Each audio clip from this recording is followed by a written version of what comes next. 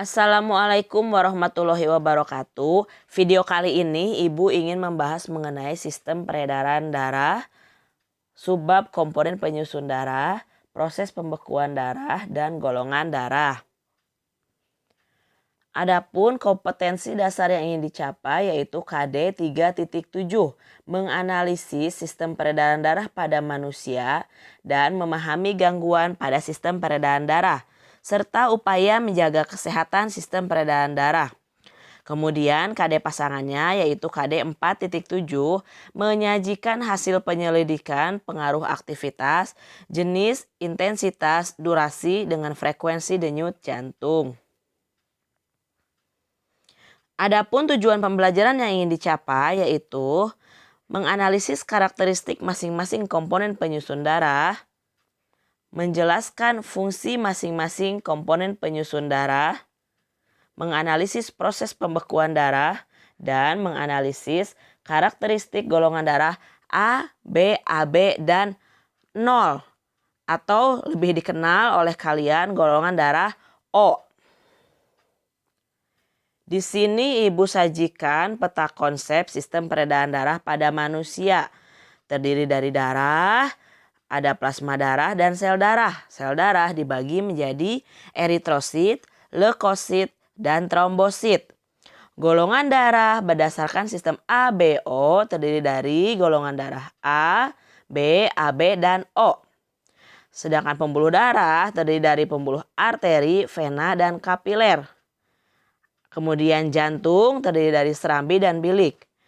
Kemudian nanti akan dijelaskan juga di pertemuan selanjutnya tentang gangguan dan penyakit yang menyerang sistem peredaran darah. Bisa dilihat terdapat jantung koroner, hipertensi, varises, anemia, stroke, hipotensi, hemofilia, dan lain-lain ya. Nah, di sini terdapat gambar komponen penyusun darah. Terbagi menjadi plasma darah sebanyak 55% dan elemen seluler. Di sini sel darah ya, terdiri dari 45%. Plasma darah tersusun atas air, garam-garam mineral, dan protein plasma. Juga ada senyawa-senyawa lainnya. Fungsinya menjaga keseimbangan osmotik dalam darah. Sedangkan sel darah terdiri dari eritrosit, leukosit, dan trombosit. Fungsinya berbeda-beda di antara ketiganya. Jumlahnya pun berbeda-beda dan kemudian bentuknya juga berbeda-beda. Akan kita lihat di slide selanjutnya. Nah, di sini ada gambar sel darah. Sel darah terdiri dari yang pertama ini adalah eritrosit. Eritrosit atau sel darah merah. Bentuknya bisa dilihat bulat cekung ya. Sedangkan yang tengah itu adalah sel darah putih atau leukosit. Bisa dilihat di dalamnya terdapat inti sel.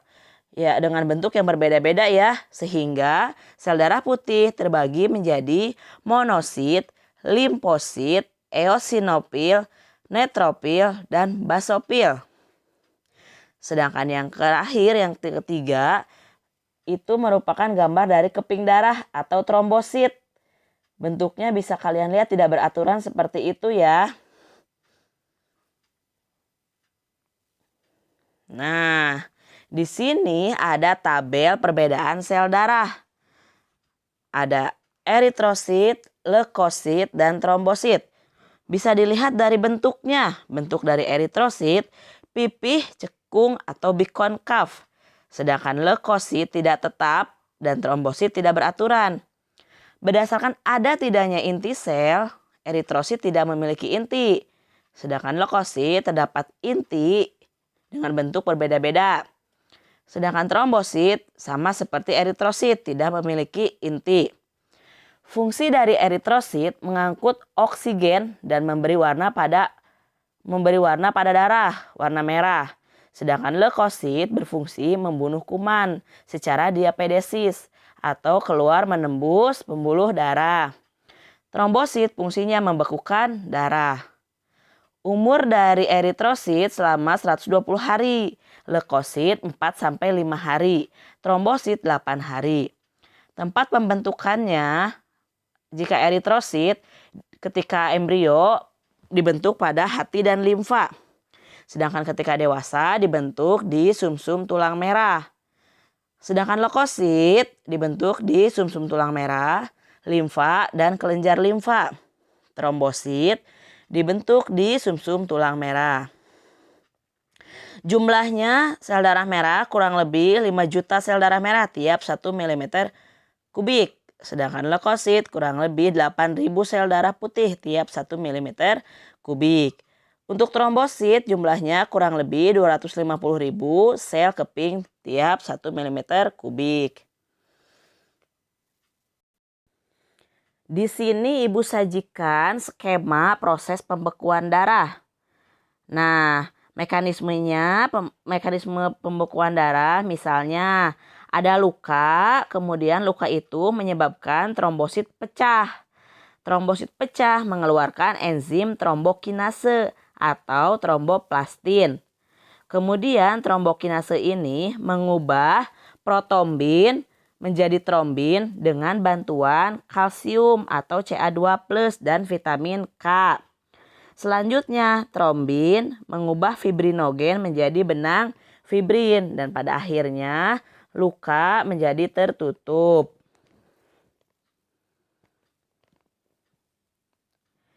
Sekarang Ibu jelaskan fungsi darah secara keseluruhan, yaitu sebagai alat transportasi, yaitu mengangkut nutrisi, oksigen, hormon, dan senyawa kimia lainnya ke sel-sel tubuh. Juga sebagai alat pertahanan tubuh dari serangan penyakit dan menjaga keseimbangan suhu tubuh. Ibu jelaskan penggolongan darah sistem AB0. Nah, penggolongan darah sistem AB0 ini didasarkan karena adanya perbedaan aglutinogen atau antigen pada permukaan membran sel darah merah atau eritrosit dan antibodi atau aglutinin dalam plasma darah. Aglutinogen adalah sebuah protein darah yang terdapat di dalam eritrosit dan memiliki fungsi sebagai antigen di dalam darah. Sedangkan aglutinin adalah protein yang terkandung di dalam plasma darah, di mana protein tersebut dapat menyebabkan aglutinasi. Selanjutnya, apa itu aglutinasi?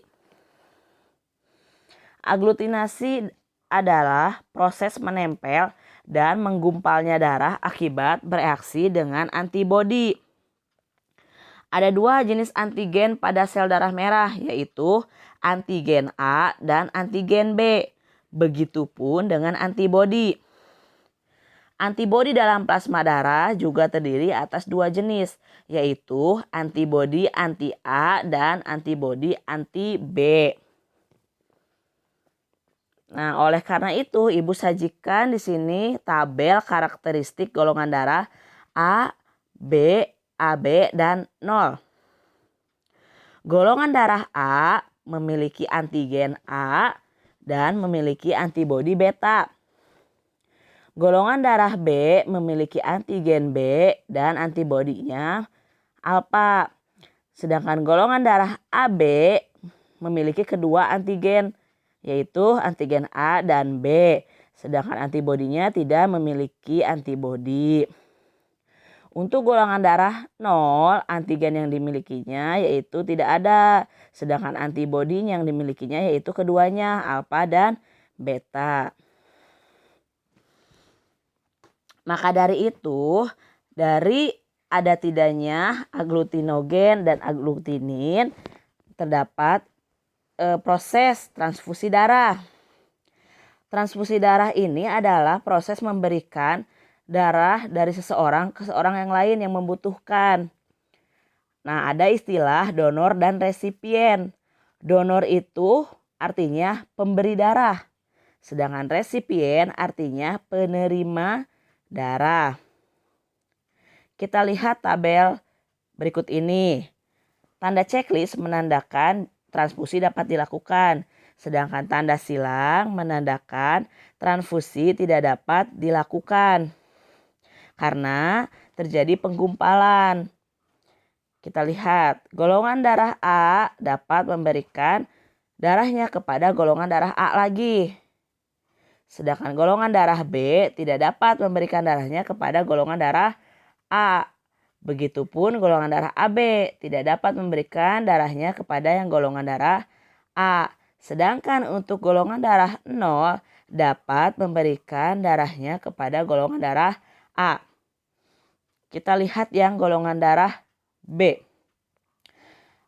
Jika golongan darah B kekurangan, dia tidak bisa mendapatkan dari golongan darah A, tetapi bisa memperoleh darah dari golongan B dan 0. Golongan darah B juga tidak bisa memperoleh darah dari golongan darah AB. Kita lihat yang golongan darah AB. Golongan darah AB, checklist semua, itu tandanya golongan darah AB bisa menerima darah dari semua golongan darah. Golongan darah A, B, AB, dan 0 bisa memberikan darahnya kepada golongan darah AB. Nah, sedangkan yang O kita lihat hanya bisa menerima dari golongan darah 0 atau O ya. 0 tidak bisa menerima darah dari golongan darah A, AB, ataupun B. Nah, maka dari itu terdapat istilah donor universal dan resipien universal. Donor universal itu berarti dia bisa memberikan darahnya kepada seluruh golongan darah. Sedangkan resipien universal, dia bisa menjadi penerima seluruh darah dari golongan darah yang lainnya, tetapi dia tidak bisa memberikan darahnya kepada yang lain. Donor universal terdapat pada golongan darah 0, sedangkan resipien universal yaitu ada di golongan darah AB. Secara teori seperti itu. Golongan darah O bisa memberikan darahnya ke semua golongan darah baik dari golongan darah A, B, AB, dan 0. Sedangkan golongan darah B tidak bisa memberikan darahnya kepada golongan darah yang lain selain golongan darah AB. Tetapi golongan darah AB bisa menerima dari semua golongan. Itu secara teori. Pada dasarnya di kehidupan nyata, tenaga medis menyarankan atau selalu memberikan darah sesuai dengan golongan darahnya. Misalnya, golongan darah A memperoleh dari golongan darah A. Golongan darah B dari golongan darah B. Golongan darah AB memperoleh darah dari golongan darah AB. Begitupun golongan darah 0 memperoleh darah dari golongan darah 0. Kenapa seperti itu? Agar tidak terjadi penggumpalan. Sehingga darahnya bisa tersalurkan dengan betul. Nah, sekian penjelasan dari Ibu mengenai sistem peredaran darah. Jadi, Ibu ulangi lagi, peredaran darah itu komponen penyusunnya ada darah, yaitu plasma darah dan sel darah. Sedangkan sel darah dibagi lagi menjadi eritrosit, leukosit, dan trombosit. Untuk proses pembekuan darah dilakukan oleh trombosit.